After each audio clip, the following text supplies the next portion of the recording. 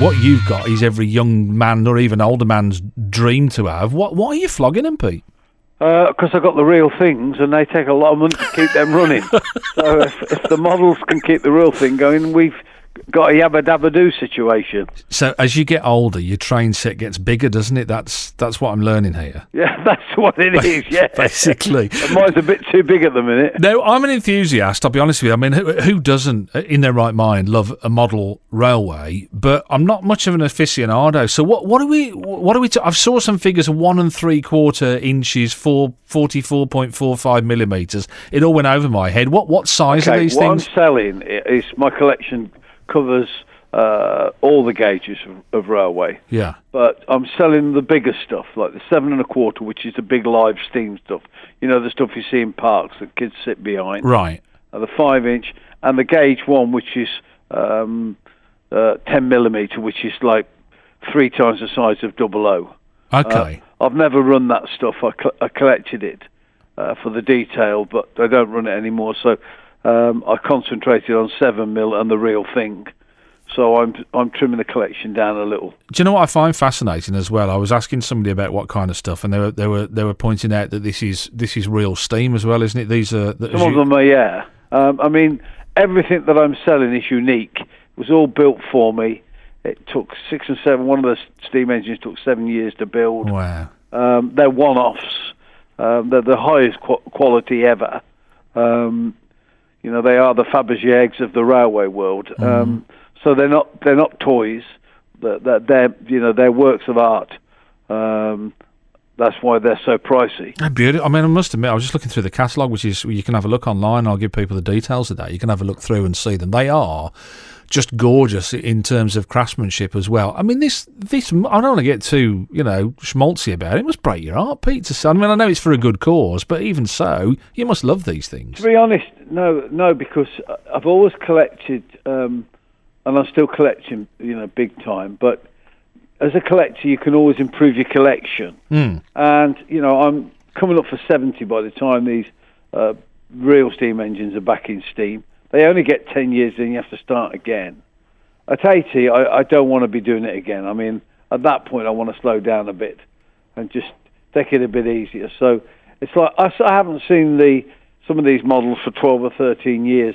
So, if people can enjoy them and I can employ young kids with them, that's the greatest testament to the guys that built them, because they're no longer with us. And does it mean ripping up the track? I mean, I got this vision of them going around inside and outside at Waterman Castle, and sort of tooting away as they go around and bringing you a cup of coffee in the morning. I mean, were these working, or have you kept these in storage? They all work. No, but I mean, were they actually, or were they in storage? They were all in storage. Okay. Because the stuff that takes my breakfast around Waterman Castle is a little bit smaller these days. You have a smaller breakfast these days, Yeah.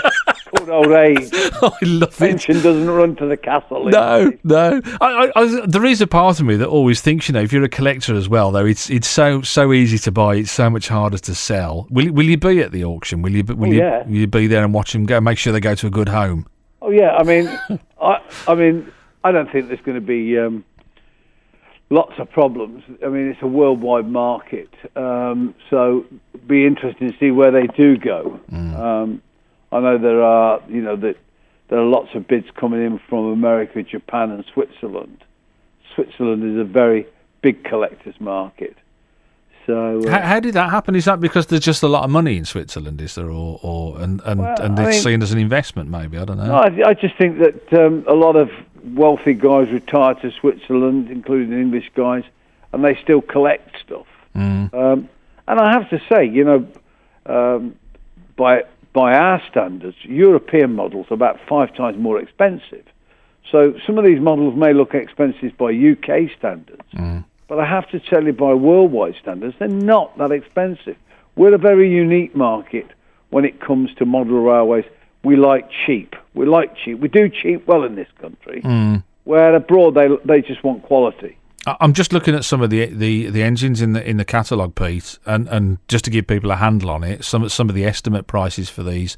This is just for an engine, but this is it actually really steams, does it? This thing, £4,000 to £6,000 for a London North Western Railway. Oh, that's an electric one. Oh, that's an electric one, is it? Oh, that's just a small electric one. Okay. I mean, the prices range from the electric ones between 4 to 50,000. These are the small ones, aren't they? The fine gauge. Bit bigger than Double O, obviously, a bit bigger than Hornby. Yeah. And then when you get to the live steamers, they start at about 120,000, up to about 200,000.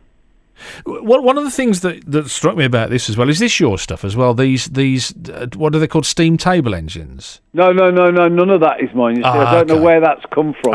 Okay, it's totally confusing everybody. Yeah, it's tagged onto the end of your stuff, yes, isn't it? Well, I don't know why. Wouldn't you if you thought, yes. Well, I'll not spend 200,000, I'll spend 600 quid. They're not stupid, but unfortunately, it doesn't help Waterman Towers. No, but I suppose it all adds sort of grist to the mill in terms of raising money for the Railway Heritage Trust, which is. Well, I don't know what that is. You see, that I have no concept of what that sale is. I don't know that at all. They've just put that in the gallery. It's causing lots of confusion for me because people keep saying, "Oh, I didn't know you were into this stuff." No, that's not my stuff. You didn't know you were into it either because you're not, yeah. Well, I did an interview the other day and we were rambling on about something and I said, "I'm sorry, what engine are you talking about?" They went, "This one." I said, "That's not mine."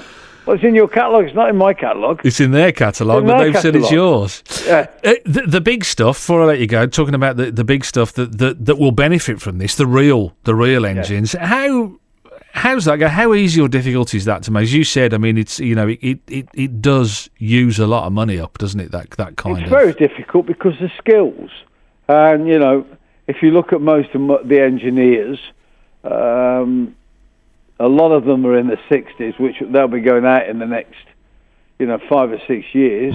I do have lots of young lads working on them, but we need more. If we don't have sort of 20 and 25-year-olds. We've got a real problem. We're a real problem. And any more plans to do? And I don't know how it came off in the first place. I really enjoyed your TV stuff that you did about railways, and loved your enthusiasm. I think I told you this before, but I was kind of left thinking, I want more of this now, and that is the kind of thing that gets the youngsters of today interested. Any plans to do any more of that? Well, there was, but unfortunately, the series. You're going to die when I tell you this one. I turned down the Bradshaw's Guide programme, which... this is Michael Portillo's thing. What Michael Portillo's. Because I wanted to do more on the railways.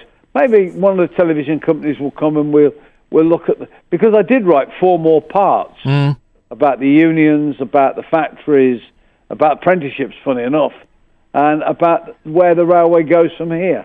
What's your hope as a final point, Pete? What's your hope for to raise? I mean, what have you got an amount that you need to raise? What do you think this is going to fetch? We don't need to raise anything. It's the more we raise, the more people we employ, the more we can. There's faster, and that's the point. Yeah, we can get them back in steam faster. And what are your thoughts? What do you reckon the wholesale will bring in?